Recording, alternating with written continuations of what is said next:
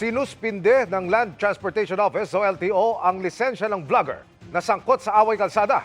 Nakatutok si Oscar Oida. Nagkagitgitan, nagkahabulan hanggang sa mauwi sa girian. Viral na ngayon ang cellphone video na yan na bahagi na rin ng investigasyon ng Land Transportation Office. Last Sunday, nakareceive ako ng mga kopya ng mga video niyan. So, agad nireview ko na mabilis. Nagbigay ako ng instruction sa Intelligence Division na gawa na ng show cause order.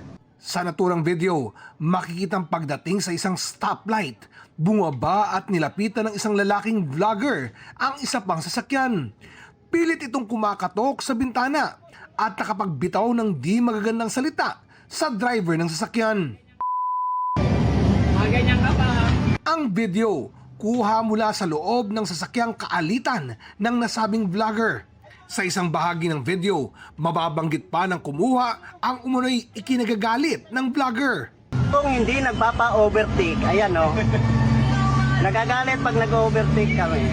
Nangahabol talaga. Talaga o. O ayan, nanggigit-git pa. Ginigit-git niya kami.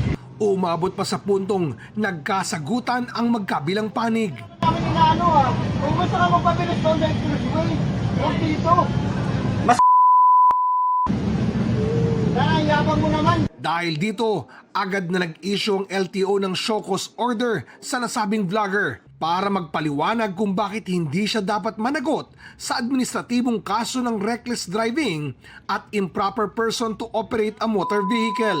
Sinuspindi na rin ng 70 araw ang kanyang lisensya at nakaalarma ang kanyang sasakyan. Mayroon siyang pagnanais na magkaroon ng gulo, road rage, kasi 2 beses niyang kinat yung sasakyan, hinabol pa niya, tapos bumaba siya, tapos kinakatok niya. Mabuti na lang yung mga tao na nasa loob, hindi siya pinatulan. Ipapatawag rin ng LTO ang nakaalitang driver ng vlogger para magbigay linaw sa issue.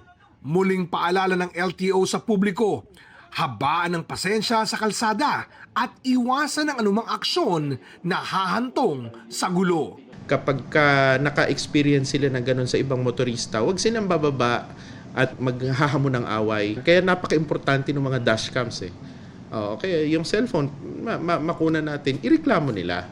Para sa GMA Integrated News, Oscar Oida, nakatutok, 24 oras.